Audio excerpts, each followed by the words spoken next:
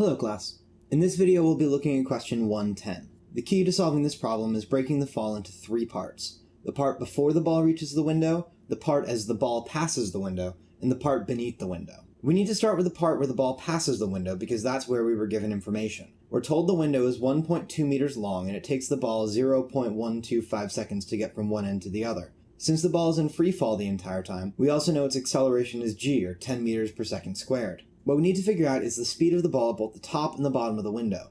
Let's start with the top. We can set up the position equation for constant acceleration, plug in the time, distance, and acceleration, and solve for the initial velocity. This gives us 8.98 meters per second. Next, we can use the definition of acceleration to find the speed at the bottom of the window. Plugging everything in gives us 10.23 meters per second. Now let's talk about what happens below the window. We're told 2 seconds pass between when the ball passes the window and when it comes back, but only half of that is spent going down, so it takes only 1 second for the ball to hit the ground from the bottom of the window. We can use the same distance equation as before, only this time solving for the distance. Remember that the initial velocity in this equation is that of the ball at the bottom of the window, not the top. Plugging in and solving gives us 15.23 meters. All that's left to do is find the distance above the window. The easiest way to do this is to use this equation, where the initial velocity is 0 since the ball was dropped from rest, and the final velocity is that of the ball at the top of the window. Plugging these in and solving gives us a distance of 4.03 meters. Now we just have to add those three distances together to get the total height of the building, 20.46 meters. It's worth briefly mentioning another way to solve this problem. If you find the final velocity of the ball when it hits the ground, you can plug that into this equation with an initial velocity of 0 and solve for the total distance in one step. That's it for this problem.